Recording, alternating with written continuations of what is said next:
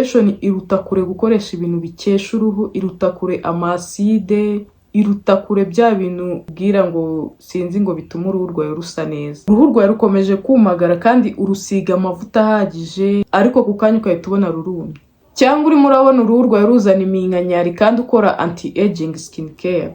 Uyu munsi reka twigane isomo uzakenera mu myaka iri imbere, isomo rizahindura uko uruhu rwawe urufata, uko uruhu rwawe rugaragara inyuma kandi mu gihe gito. Iryo somo narindi ni hyaluronic acid, ingredient benshi badakunda kwitaho kandi ari ingredient y'ingenzi cyane ku ruhu rurimo rurakura. Niba ukoresha hyaluronic acid cyangwa uyikoresha nabi, uyu munsi ngiye kukwigisha uburyo ki wakoresha hyaluronic acid ikaguha uruhu rutoshye, uruhu rusa nkaho rubyibushye, uruhu rutananutse rutameze nk'agapapuro, rwa ruhu ureba ukabona rufite itoto, kandi niba ufite iminkanyari izagufasha kubikuraho gake gake. In a world where beauty's prized, Yakwel is here, we've got the guide. For skin so radiant, pure and bright, we'll be your partner day and night. Hyaluronic acid rero ni iki? Hyaluronic acid nayivuzeho muri video, iba hano ariko ibonwa n'abantu bakeya, ariko reka nyikubwire mu magambo make. Hyaluronic acid ni amazi dusanganywe mu ruhu. Ikizakubwira ayo mazi uzarebe iyo uzanye igisebe, ariya mazi azaho niyo hyaluronic acid.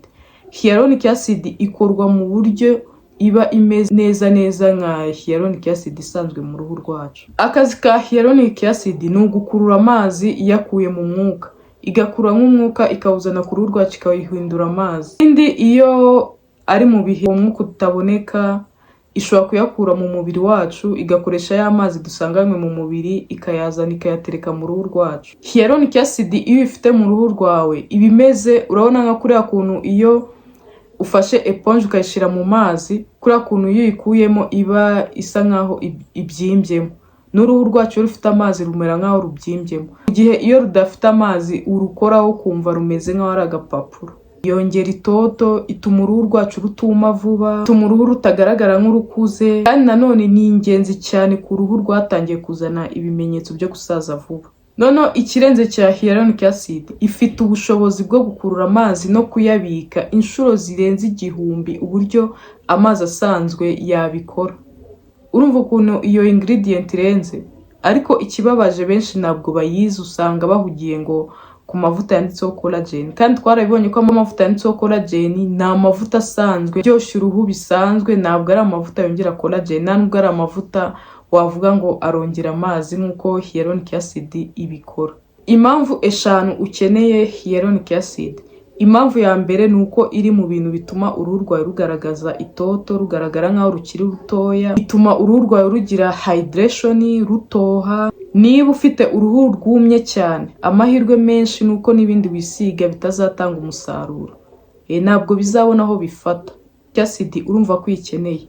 Indi mpamvu ya kabiri ukeneye hyaluronic acid. Acid iri mu bintu bigabanya iminkanyari, kuko iminkanyari myinshi iterwa na tewire, kubura amazi. Kandi ikindi ugomba kumenya nuko tewire ibaho wabishaka utanabishaka, tewire bigomba kuzabaho. Impamvu ya gatatu ukwiye gukoresha hyaluronic acid, ituma uruhu rwawe rugrowinga, rugaragaza ubwiza, rufite hydration, rufite amazi ahagije, ntabwo rukunda kurwaragurika, ubona ari uruhu rufite ubuzima bwiza. Indi mpamvu ya kane ukeneye gukoresha hyaluronic acid, ifasha ibindi wisiga kuko itanga icyo twita osmotic pump. Iri mu bintu byoroshya uruhu rwo hejuru, noneho ya mavuta wisiga akaboneraho akinjira mu ruhu byoroshye cyane. Impamvu rero ya gatanu ukeneye hyaluronic acid ni uko ikora kuri skin type zose. Waba ufite oily skin, waba ufite dry skin, waba ufite normal skin, waba ufite combination skin, waba ufite sensitive skin, hyaluronic acid ni ingenzi cyane. Amakosa rero ukwiye kwirinda kugira ngo hyaluronic acid iguhe umusaruro. Nubwo hyaluronic acid ari ingredient nziza, iyo uyikoresheje ku ruhu rwumye ushobora gukurura amazi yakuye imbere cyane mu mubiri, bigatuma uruhu rwawe nyuma rwongera rukuma. Rero hyaluronic acid ukwiye kuyikoresha ku ruhu ruri damp, rugitose. Kwa kundi uva muri douche uruhu rutari rwuma, nibwo ukwiye gukoresha hyaluronic acid. Nawe igihe uruhu rwumye ari byiza gukoresha hyaluronic acid. Uruhu rwawe rwumye ishobora kuhita ikurura amazi iyakuye imbere mu ruhu aho kuyakura mu mwuka. Irindi kosa ugomba kwirinda ni ukudasiringa na moisturizer. Ukisiga hyaluronic acid gusa ntuhite usiringa.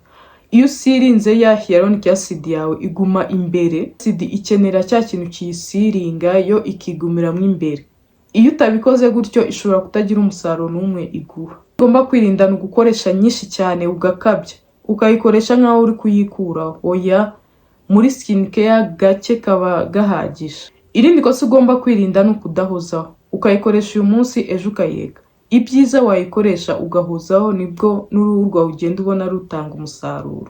Hyaluronic acid rero ikoreshwa gute? Ukaraba mu maso, isige hyaluronic acid yawe, uruhu rugitose, wisige moisturizer yawe, nurangiza unarenzeho n'aga sunscreen. Ku mugoroba nabwo karaba mu maso, ukore double cleansing, nurangiza wisige hyaluronic acid, ushobora no kwiturenzaho akandi ga treatment ukoresha, urugero ushobora gukoresha retinol, ubundi ugasiringa na moisturizer yawe. Ugomba kwitaho ni uko ugomba kuyisiga ku ruhu rutose kandi ukarenzaho moisturizer. Ukwiye kwitondera hyaluronic acid. Itondere hyaluronic acid niba uba ahantu hashyuha cyane. Ikintu uzaba ukeneye icyo gihe ni moisturizer inakomeye cyane irimo za ceramide. Nanone ikintu ugomba kwirinda ni ukuyikoresha nabi. Bwira muri comment niba wari usanzwe ukoresha hyaluronic acid, niba wayisigaga ku ruhu rutose, niba uyikoresha ukabonera umusaruro. Ushobora no kwandika muri comment nkubwire ingredients zishobora kugufasha guhitamo hyaluronic acid nziza. Niba kandi ushaka hyaluronic acid nziza ushobora kunyandikira kuri iyi nimero.